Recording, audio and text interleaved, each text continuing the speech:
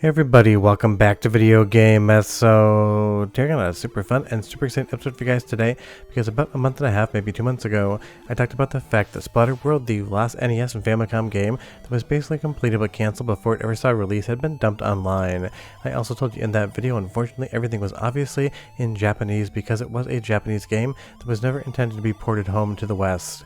But I also mentioned in that video that I felt like the modding community would probably be very quick to get a translation out there, because when games this big and this mythical are finally found and released for everyone, it's always the goal to actually get these things in English for everyone to play.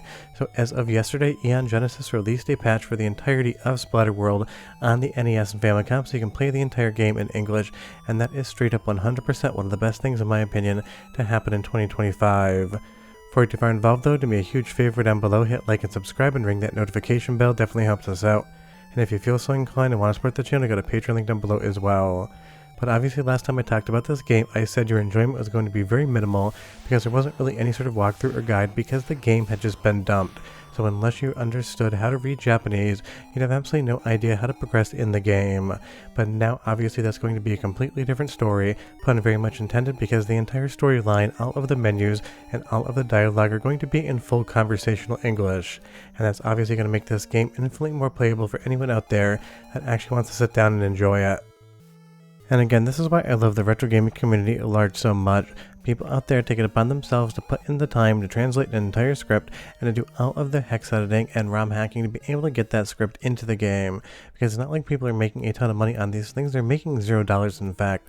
And if you do want to play this one, I will leave a link to the patch down below. You'll have to find your own game files and patch them yourself, but the actual link is there and I can't recommend it enough.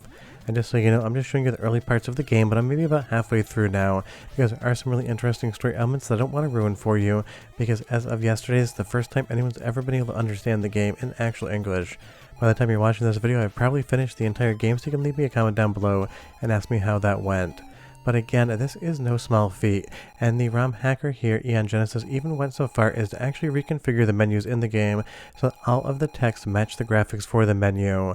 It's one of those things, if the formatting or kerning were not correct and they were running off the screen a little bit, no one would really mind, because you wouldn't be able to understand the story without that. But the fact that this is so lovingly translated and configured so that it really does seem like a seamless experience, that is a testament to just how good this thing is. Because I like to talk about in translation videos the following. The highest compliment I can pay to a game that's been translated is that it feels like it would have been a retail release on store shelves back in the day, and everyone would have played it and enjoyed the hell out of it. You could just package this thing up, ship it as the English language version of Splatterworld, say that Namco released it, and no one would ever question that whatsoever. That is genuinely how good this thing is. And I will say, all of the text here, including "they're here," there's so many different nods and callbacks to different horror movies from this era, and they're all lovingly translated here into English. Because I'm sure you are aware, but translating Japanese to English literally would make no sense. You have to actually kind of pivot around what the text meant versus something like you would understand it. If you just had a complete literal translation of all the Japanese to English, it would absolutely sound like a mess when you were reading it to yourself. That is not the case here whatsoever. It is all conversational, and there are definitely some funny lines in here, but the translator definitely kept to that original script. And you'll see here Rick is raised up to level 3, our strength is up by 2, as is our speed. We're also going to get some horrors and spirits in the game, which are definitely going to be a big part of your character build and how you progress the story. And again, before that was all in different Japanese text. It wasn't kanji, I believe it was katakana, but I can't remember. And it's one of those things, even if you had the basics of Japanese language understanding, you would probably still get completely tripped up on it. Though I will say some of the random encounters, you can go like 8-10 pixels I swear, maybe kind of exaggerating there just a little bit, and hit another encounter, which is totally fine. It is an RPG, but that was the one thing in the captures I was kind of thinking to myself, not one more fight, let me just move on to get some more story elements. But this game also has a really fun and intriguing soundtrack, so we're going to jump right into soundtrack sample 1, but come back, I'll talk more about the translation, just how big of a deal this is for retro gaming.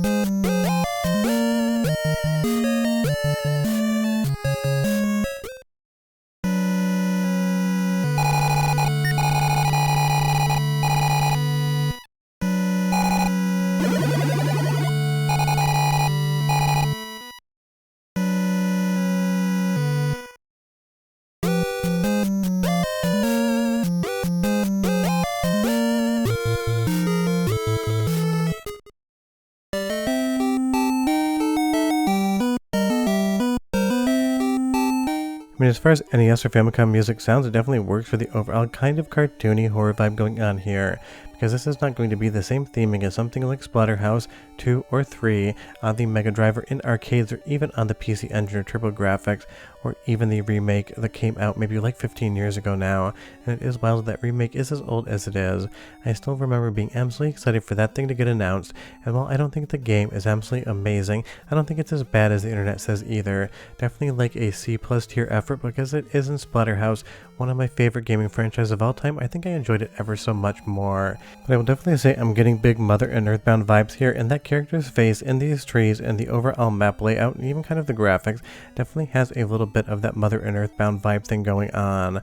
But a game like this being able to be played in full English absolutely makes me so happy, because think of it this way: imagine one of your favorite gaming franchises out there, for me obviously Splatterhouse as I just said, getting a brand new game that you knew existed but never released, and not only getting that but also getting a full English translation, so for the first time in forever you can play a new Splatterhouse game like it came out at retail and you just picked it up off the store shelves. That is the level of awesome that stuff like this stuff is. Someone had to find the game and dump it for free and release it online. Somebody had to decide to translate the entire thing for free and put that patch online just so we could enjoy one more Splatterhouse game, and that definitely is something to be commended by. And honestly, Aeon Genesis did an outstanding job again with this translation. I have not seen a single character out of place, I haven't seen a single spelling or punctuation mistake, and for a first draft that definitely would be expected, and everyone would forgive it, because if you do a script this big with all of the ROM hacking, obviously you're probably going to put some sort of punctuation mark or some sort of character in the wrong spot. I have not yet seen that. Maybe it's hiding in the end of the game, I just don't know, but I am overly impressed by the fact that this is just the first version of this. Maybe it'll be the final version and you won't have to go in and patch anything else up. We just don't know yet. But we do know that we need to find the old man's wife's spirit in this graveyard so we can talk to her one last time. Kind of actually a pretty sad thing for a very lighthearted feeling game. And before, when this was in Japanese, unless you read Japanese, you'd have no idea what he was asking you to do, you'd have no idea what was going on in the graveyard, and you'd have no idea that once you collected a soul, that you needed to bring it back to him outside of sheer accident. And that really isn't a fun way to experience the game. So when this actually released, I probably played about an hour of it and decided I'm not going to try to get any further into it because I want to play this thing in English, and I really did think and said in the video that I feel like it might be done by the end of the year. Well, this thing came out on December 3rd, you're watching it on December 4th, so I definitely at least won that bet with myself, and now I owe myself $10. All jokes aside, I can't really pay myself, but you can hit this chicken here, or the Icken, which is a hilarious name for a horror-themed enemy. Let's do one more soundtrack sample because again, I really do like the music in this game. It has both a horror aesthetic as well as a cartoon aesthetic at the same time. 45 seconds, I'll be right back.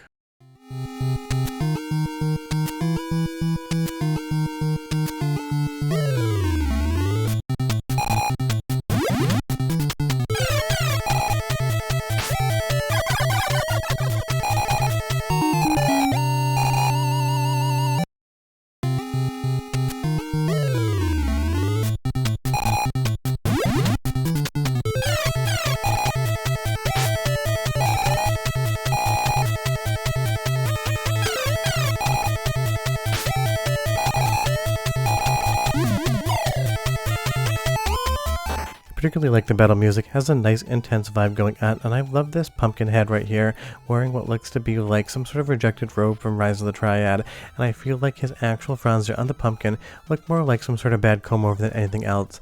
And I mean that in a really funny, loving way, not saying the art isn't good, it is just what it reminds me of. But this is always exciting when days like this happen.